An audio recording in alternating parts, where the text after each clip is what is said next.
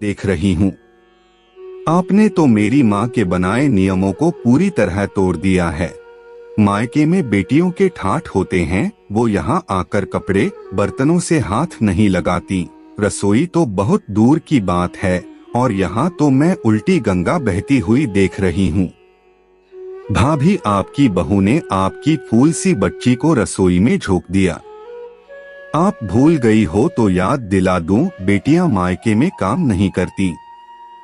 देख लो, संभल जाओ, बहू की लगाम खींच लो, कहीं ऐसा ना हो कि कल को खाट पकड़कर बैठी रहे और आपकी बेटी रोटियां पकाए, झाड़ू पोंछा करें।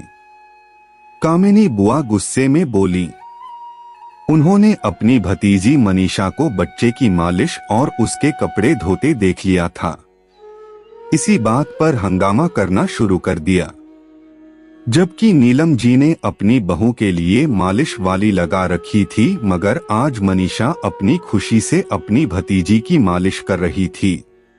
नीलम जी के 2 बच्चे हैं, मनीष और मनीषा। उन्होंने मनीष की शादी के 6 महीने बाद ही बेटी मनीषा की शादी कर दी। दोनों ननद भाभी लगभग एक ही उम्र के हैं। जल्दी शादी होने के कारण मनीषा अपनी भाभी दीप्ति के साथ 6 महीने ही साथ रह पाई, मगर दोनों में दांत काटी दोस्ती हो गई।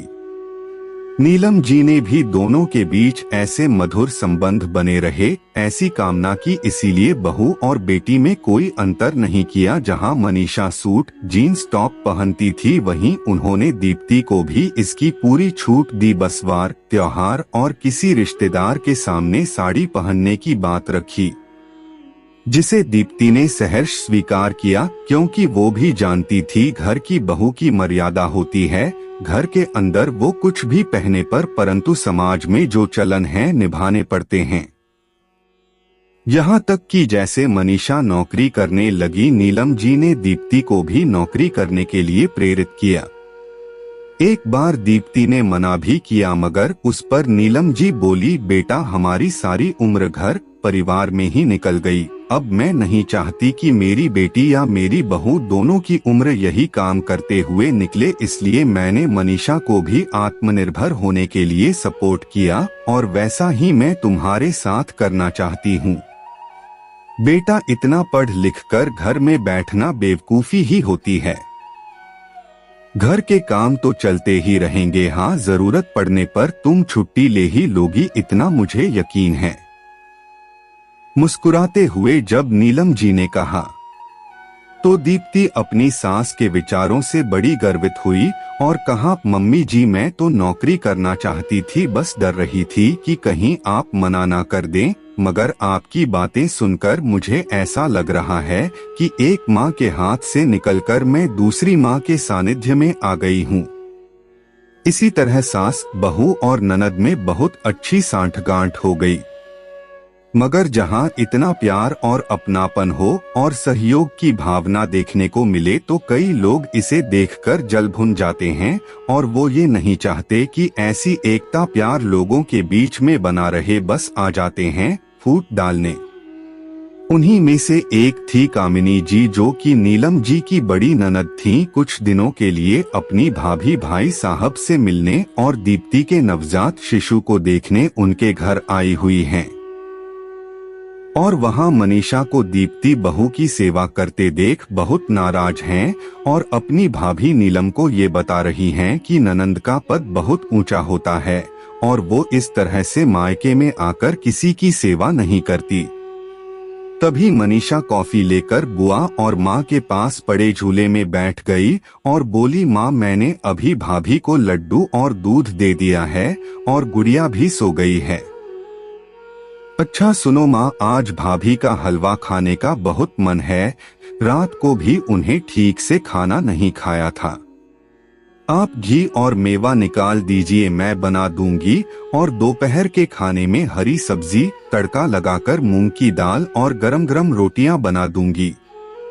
बिटिया, तुम इस घर की बेटी हो, चुपचाप अपनी कॉफी पी। ये रसोई जच्चा बच्चा का खानपान की चिंता तू मत कर, समझी? कामिनी बुआ आंख दिखाते हुए बोली। अरे बेटा, मैं करती हूँ ना, नीलम जी डरते हुए बेटी से बोली। मेरी प्यारी बुआ, आपकी राजकुमारी अपनी ससुराल में भी काम करती ही हैं ना। और माँ, आप ठंड के समय सुबह तो आपके हाथ पांव गठिया के कारण काम नहीं करते। रात का खाना आप बना देना, क्योंकि मैं मुन्नी को अपने पास रखूंगी, तब भाभी थोड़ा आराम कर लेंगी, क्योंकि वो रात भर तो उन्हें बहुत परेशान करती है। अपनी बेटी की बात सुन नीलम जी को अपनी बात समझाने का मौका मिल गया और वे बोली, अच्छा ही है, मेरी बेटी के अंदर इस तरह की भावना नहीं, और ना ही मैंने ऐसी भावना पैदा करने की कोशिश की कि बेटियां सेवा नहीं करती, मेवा खाती है। बस ननंद के नाम पर डराकर इज्जत करवाने से अच्छा है एक ननद भाभी का रिश्ता सहेलियों जैसा हो जाए, तुम दोनों जैसा प्यार और सम्मान हो, ना कि ओहदे की फर्क, एक दूसरे को नीचा दिखाने की भावना ना हो, पद का घमंड हो, क्योंकि जहाँ ये सब नहीं होता वहाँ मेरे घर की तरह रिश्तों की बगिया से घर परिवार महक सा जाता है, वरना जीवन भर घर की बहू को बेटियों से डर कर रहना पड़ता है, पता नहीं कब कौन सी बात पर हंगामा कर दें।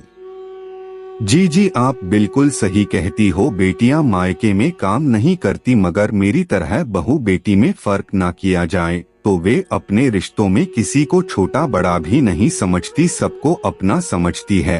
कामिनी जी को अपनी भाभी की बात समझते हुए देर ना लगी कि भाभी की बातों का इशारा उनकी तरफ था।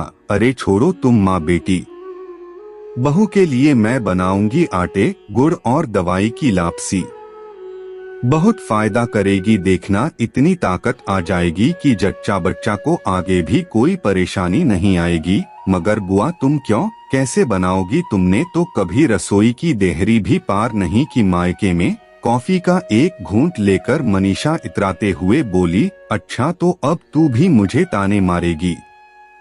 अपनी भतीजी के कान मरोड़ते हुए बोली कामिनी। हुआ अपना शॉल संभालते हुए रसोई में पहुंची, पीछे पीछे भाभी नीलम जी भी उनका हाथ बटाने लगी। दोनों ननद भाभी हंसी ठिठोली कर बहू के लिए हलवा बना रही थी और उसकी भीनी भीनी खुशबू बाहर झूले पर कॉफी पीती मनीषा के मन में समा रही थी।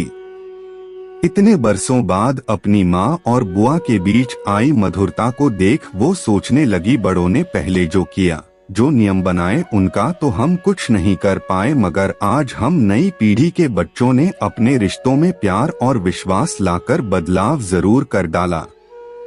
दोस्तों, ये थी हमारी आज की कहानी, कैसी लगी कमेंट करके बताएगा।